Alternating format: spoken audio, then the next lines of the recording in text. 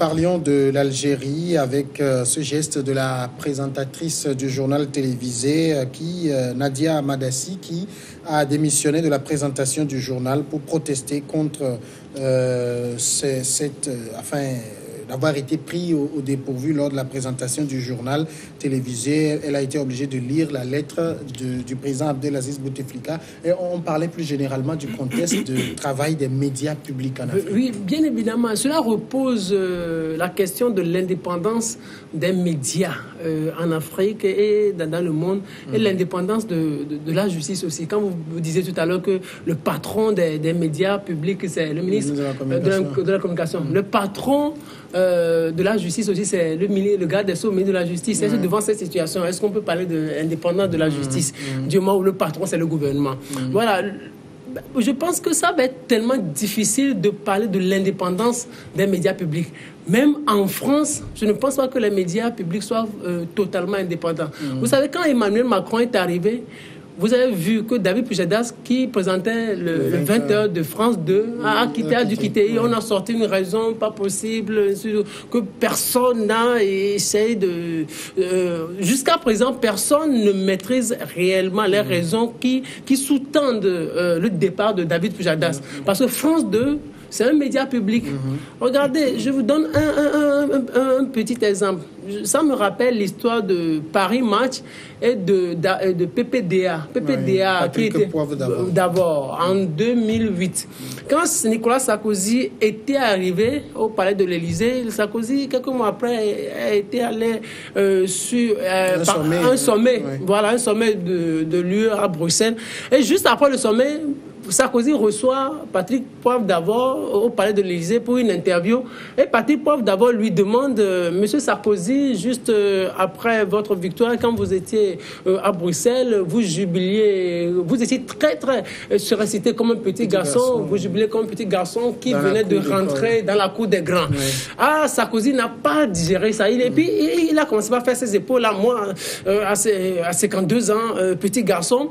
Et juste après, Sarkozy a saisi la TF1, qui est un média privé, première chaîne de télévision privée en France. Et il a saisi la TF1, et la TF1 a été obligée de licencier Patrick Poivre d'Arvor. Et le 10 juillet 2008, il a fait son dernier journal. Vous voyez, est-ce qu'on peut parler d'indépendance à ce niveau? Un autre exemple, toujours avec Sarkozy, Paris Match. Vous savez que quand Sarkozy est arrivé à l'Élysée, il avait un problème avec sa femme Cécilia Sarkozy. Paris Match a commis l'erreur, entre guillemets, c'était le rédacteur en chef à l'époque, c'était Alain Genesta. Alain Genesta qui publie une photo de Cécilia Sarkozy avec son amant d'alors, Richard Attias, à la une de Paris Match. Sarkozy n'a pas digéré ça. Il a tout fait pour qu'on licencie Alain Genesta. Donc, vous voyez, la France, c'est la 5e puissance du monde, la 2e puissance du monde, c'est une grande démocratie. Mais dans ces pays-là, regardez comment le politique gère les médias. Donc, moi, je pense que... Mais c'est intéressant ce que vous dites, mais il n'en demeure pas moins que quand on vient dans le traitement de l'information, ces médias publics font preuve quand même d'une certaine indépendance. On sent du professionnalisme, c'est pas du griotisme comme on le voit dans les pays africains. Oui, ce n'est pas du griotisme. Vous savez, c'est parce que ces pays-là ont connu une certaine évolution. Donc, c'est des royaumes, de la dictature. Aujourd'hui, le temps fait que ces pays ont considérablement évolué en démocratie, sur le plan de la démocratie. Mais ici, c'est après 1960, nous sommes en train de nous construire. Nous sommes en train de nous construire. Regardez, par exemple, quand vous voyez le Togo aujourd'hui, le Togo sous Yadema et le Togo sous Fonya Singbe, vous voyez comment à l'époque, la TVT, comment on traitait les infos avec la TVT, Radio Lomé et autres. Et regardez, s'il n'y a pas d'évolution aujourd'hui, c'est juste dire que ça peut... Oui, ce n'est pas pour dire que... Parce qu'on continue de nous montrer, par exemple, quand le président s'en va, il rentre dans l'avion et tout, on continue de montrer ça alors que je ne sais pas quelle information il y a dedans. Oui, c'est juste dire que ça évolue un peu. Ça évolue un peu. C'est vrai qu'avant, il fallait supporter la descente, l'hymne national, il rentre dans l'avion, on doit le voir faire le geste de la main.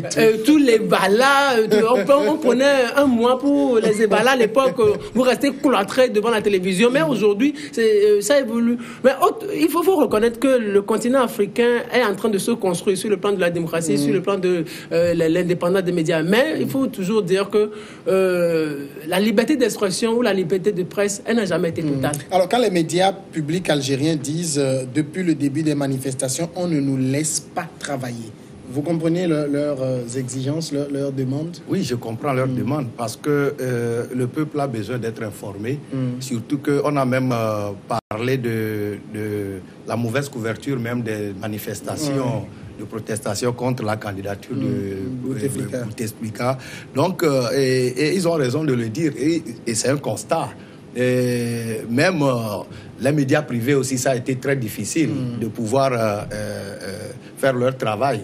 C'est-à-dire que la tendance est que le clan ou le pouvoir algérien veut maintenir coûte que coûte le président Bouteflika au pouvoir.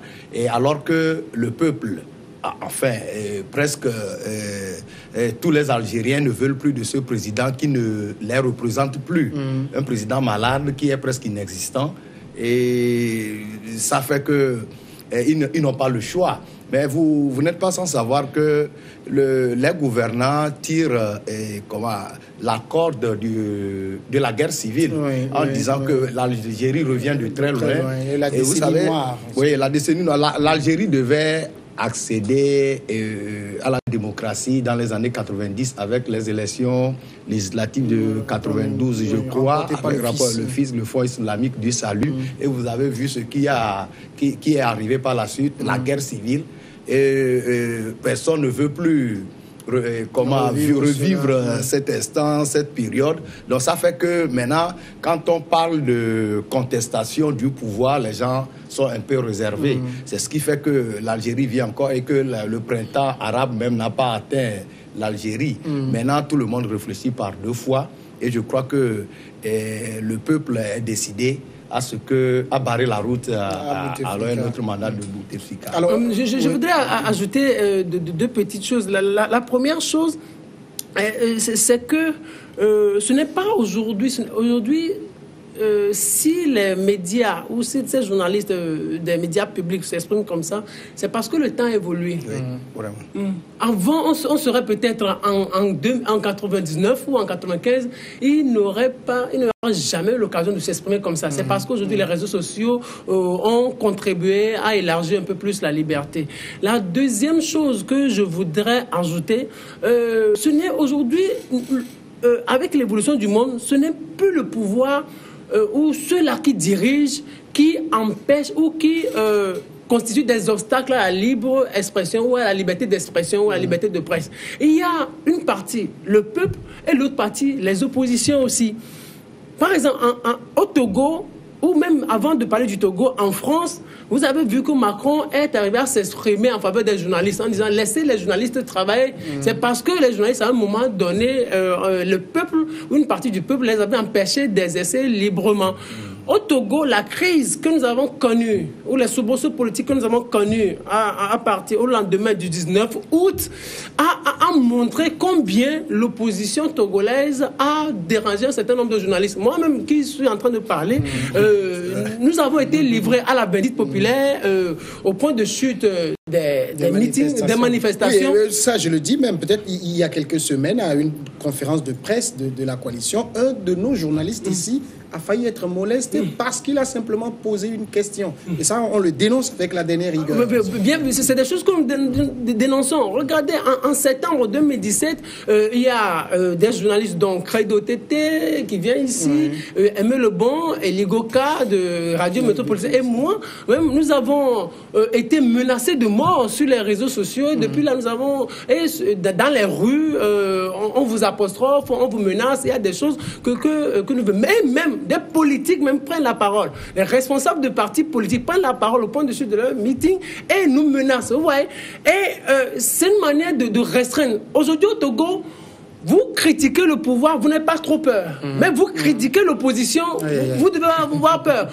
Au Togo, c'est comme il y a une règle coutumière, c'est-à-dire vous n'avez pas le droit de critiquer l'opposition, surtout l'opposition radicale, vous la critiquez aussi.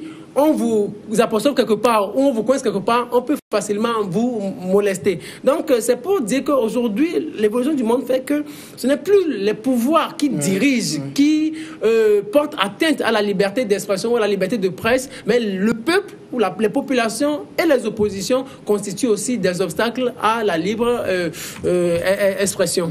Un dernier aspect que je voudrais qu'on évoque rapidement, par exemple en Algérie, lorsque les manifestations ont commencé au niveau des radios et télévisions publiques, on a d'abord vu qu'il y a eu un blackout total. Aucun n'en parlait.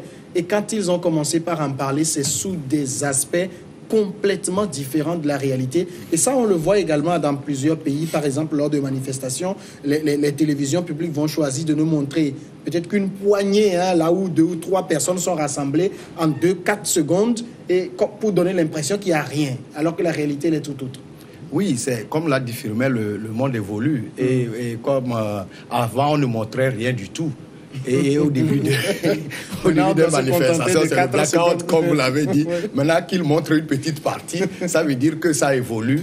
Et je crois que les langues se délient au niveau des médias pour demander à ce qu'on leur donne la liberté de s'exprimer. Et je crois que ça va évoluer aussi avec le temps. D'accord, on passe maintenant à la République démocratique du Congo. Le président récemment élu, Félix Tshisekedi, a mis en garde vendredi les forces de sécurité contre tout acte d'indiscipline et les a appelés à la patience quant au paiement de leurs soldes. Des policiers ont récemment tiré en l'air pour réclamer leurs soldes impayés de décembre et janvier, selon des témoignages recueillis à Beni et Uvira, dans la région de Kivu, c'est à l'est de la RDC, mais également à Chikapa et Mbouji Mayi, dans le Kasaï, dans le centre du pays. Les régions de Kivu et du Kasaï sont le théâtre de violences meurtrières en raison de présence des miliciens des groupes armés. Ces agents qui ont ouvert le feu font partie d'un groupe de militaires et policiers récemment sortis des centres d'instruction et déployés à travers le pays, selon un communiqué de la présidence. Alors voilà, on le voit ici, en RDC, c'est des jeunes. Ils n'ont pas la patience des aînés. Non, ils ne peuvent pas avoir la patience. C'est ce qu'on dit. Avec les réseaux sociaux, on est beaucoup plus suracité. On voudrait se faire beaucoup plus entendre. Ils n'ont pas la patience. Encore que c'est un président qui a eu à faire beaucoup de promesses. Oui. Il est nouvellement élu. Quand il est venu dire on va augmenter les salaires, il s'adresse au monde des transports, il s'adresse aux Chinois, on va faire ceci. Il est pour le moment, le président, il n'est pas encore pragmatique. Il vit dans son esprit de populisme. Donc les jeunes en campagne. Il y a toujours l'esprit de la campagne. Donc, et puis quand il vient comme ça, il croit que tout peut être réglé. Alors qu'il doit savoir qu'il y a une différence entre la campagne, le pouvoir et l'exercice du pouvoir. Pour le moment, il ne s'en aperçoit pas encore. Et maintenant, c'est le premier coup qu'on vient de lui offrir. On va voir comment il va gérer. Mais s'il ne veut pas faire attention, qu'il sache que c'est un pays qui est tellement miné militairement et qu'un ancien président a été tué au pouvoir. Je voudrais parler de Kabila père. Et s'il ne sait pas, s'il ne gère pas bien, ça va lui être difficile. Pour le moment, c'est bienvenu qu'on lui souhaite. Mais dans l'armée, que ce soit l'armée régulière ou la police, où c'est le maître mot, c'est la discipline. Déjà, quand on revendique en sortant en l'air, en tirant en l'air, c'est antinomique de l'armée. Oui, au fait, en Afrique surtout, les gens prennent la liberté comme le désordre. C'est-à-dire qu'ils assimilent la liberté comme à l'indiscipline. Et l'avènement de Kabila, les gens l'ont perçu comme c'est un changement, et c'est un changement au niveau de la tête de l'État. Et c'est un vent de changement soufflé sur le pays, et les gens l'assimilent à la liberticide, donc comment est-ce qu'on appelle, et ils veulent à tout prix exprimer cette liberté-là sans savoir qu'il y a des limites à tout, des limites à cette liberté. Au fait, ça c'est arrivé aussi au Togo lorsque on a commencé dans les années 90. Quand à l'avènement de la démocratie, vous allez voir que même les corps habillés bon, comment revendiquer certaines choses qu'ils n'avaient pas l'habitude de revendiquer avant. Donc, je peux dire, comme vous venez de le dire, c'est des jeunes. Et on a changé, c'est le changement d'époque. Les époques ont changé avec l'avènement des réseaux sociaux. Et je crois que par rapport à Kabila, ce que moi je dis, nous verrons. Parce Kabila, que Tshisekedi. Même par rapport à Kabila, je le dis parce que après les élections, on dit qu'il y a changement en RDC, mais le changement n'est pas total. Ouais. Le clan Kabila, qu'on voulait chasser du pouvoir, détient encore la majorité écrasante au Parlement. Et le Tshisekedi a la présidence. C'est un couteau à double tranchant, selon moi. Si, avec cette situation, on pourrait dire qu'ils s'attendent pour pouvoir gérer le pays et ils auront moins de problèmes. Parce que des gens ne vont pas se sentir vaincus et causer de mettre le bâton dans les roues aux nouvelles autorités pour dire ils n'ont qu'à faire, on va voir.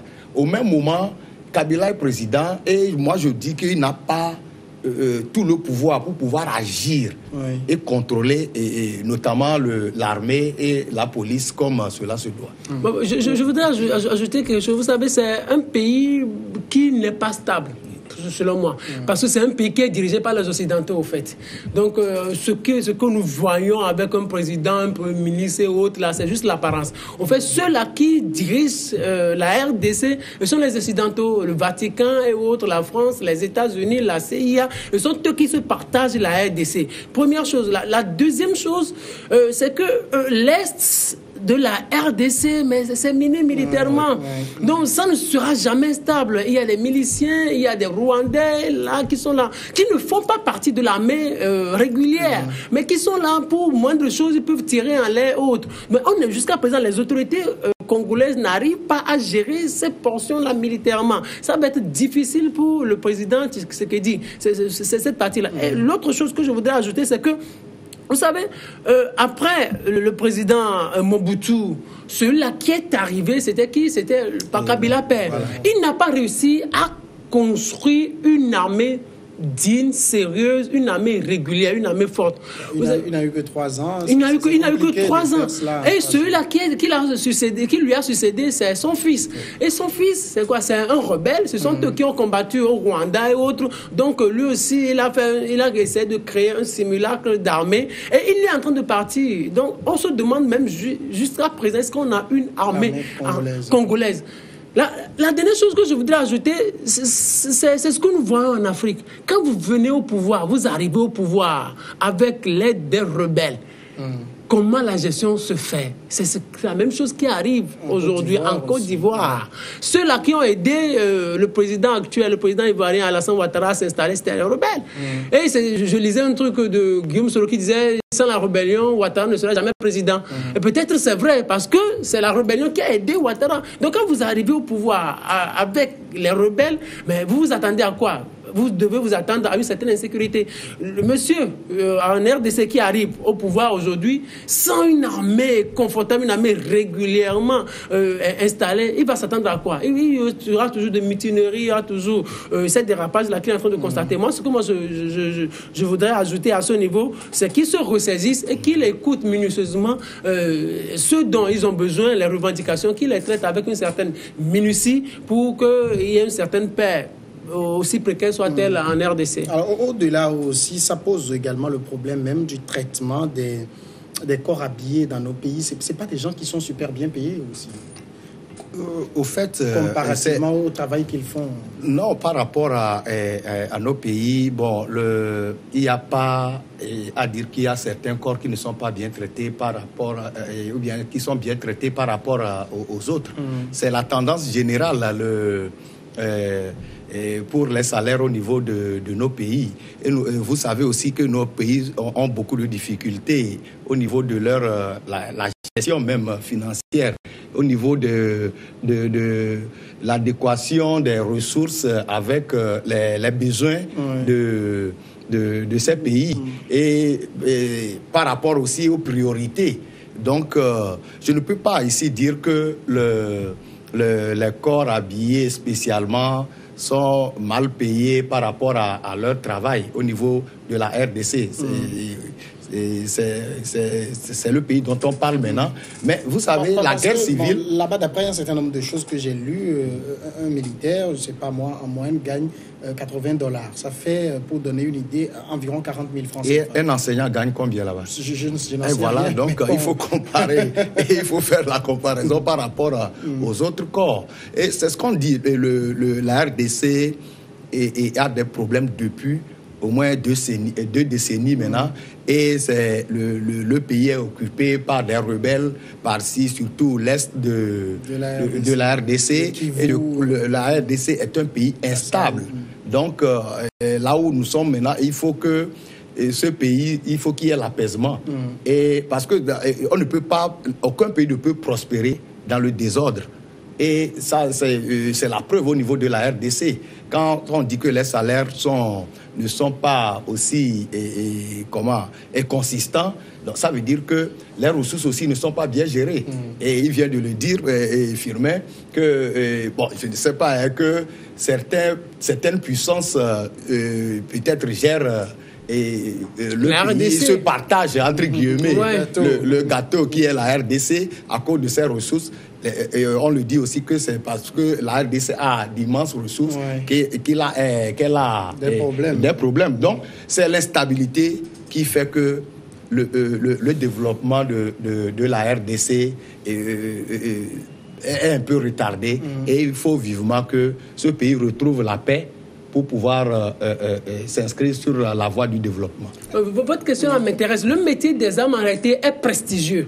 Il y a tout un prestige, mais je pense que c'est mal payé, c'est mal rémunéré. Je pense, mais j'ai fait quelques petites recherches pour voir un peu comment les militaires américains, occidentaux sont traités. Je pense que ce sont des fonctionnaires. Ils n'ont que le statut de fonctionnaire. Donc, ils sont traités au même titre que les autres fonctionnaires. Le statut n'est pas si particulier. Mais ce que j'ai remarqué, c'est que les États investissent beaucoup d'argent dans l'armée, mais cet argent ne touche pas vraiment ceux-là qui exercent. C'est en matière de renseignement, équipement, renseignement. On investit beaucoup, mais eux, ils gardent le statut de fonctionnaire. Et c'est difficile, alors qu'ils font un travail extraordinaire. Et ils leur font un statut particulier. Ils leur font un statut particulier. Les militaires, les policiers, les gendarmes, ils leur font un statut particulier, parce que le métier des armes, c'est pas facile. Il est difficile. Quelqu'un qui accepte de donner sa vie peut mourir à n'importe quel moment pour sauver la patrie. Pour sauver la patrie. Vous voyez combien de monde a enregistré dans des guerres en Côte d'Ivoire, en Afrique, en Irak et autres.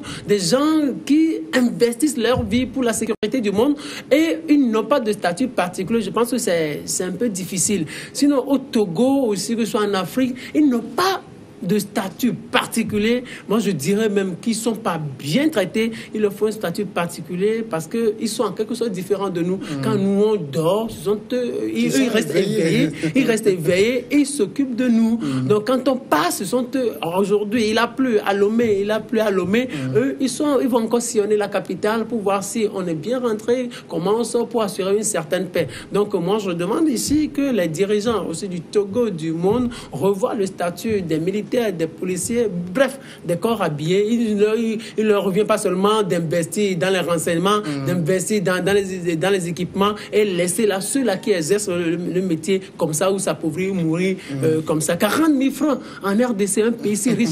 40 000 francs, c'est $80. 40 000 francs. Au Togo, c'est combien? Donc, on va chercher pour donner les informations les jours à venir. Et puis, lorsqu'il y a eu la mutinerie, le président a dit qu'il a informé dans un communiqué que la somme qui est relative à la solde de décembre 2018 et janvier 2019 est déjà disponible dans les banques et qu'ils vont être payés dès la semaine prochaine. Bon, on fait de la rétention de l'argent des jeunes pour...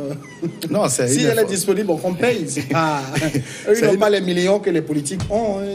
Non, c'est une information pour les apaiser. Bon, ils réclament le paiement de leur salaire, mais bon, pour les apaiser, bon, on dit que les salaires sont disponibles. Peut-être qu'ils vont aller là-bas, ils ne vont pas encore trouver. Non, s'ils vont trouver. Après tout, c'est l'autorité qui annonce, qui fait ce communiqué. Oui, mais quand on dit par exemple que le salaire de janvier, décembre, il est là, il faut le payer. Il ne faut pas attendre que janvier, ça vienne s'ajouter. Et ils vont le payer. Non, je pense qu'ils ont eu un problème. Il a eu tout un problème pour s'installer. Parce qu'ils ne maîtrisent pas encore les rois du pouvoir. Le président actuel ne maîtrise pas Tshisekedi. Il ne maîtrise pas encore les rois du pouvoir. Comment les salaires sont payés, tout ça. Donc, il ne suffit pas seulement de dire je vais être président. C'est quand vous rentrez dedans, on vous dit c'est comme ça passe. Avec vos promesses, oubliez les promesses. C'est comme ça se gère. C'est comme, pour clore cette partie... quand vous arrivez au palais de l'Élysée, tous ceux-là qui ont dit quand on sera au palais de l'Élysée, on va mettre fin à la France-Afrique. Donc quand vous arrivez au palais de l'Élysée, en même temps on dit non, vous ne pouvez pas mettre fin à la France-Afrique. Regardez ce que l'Afrique nous apporte. Donc, et puis ils se taisent en même temps. En tout cas, on marque la pause, on revient après le journal.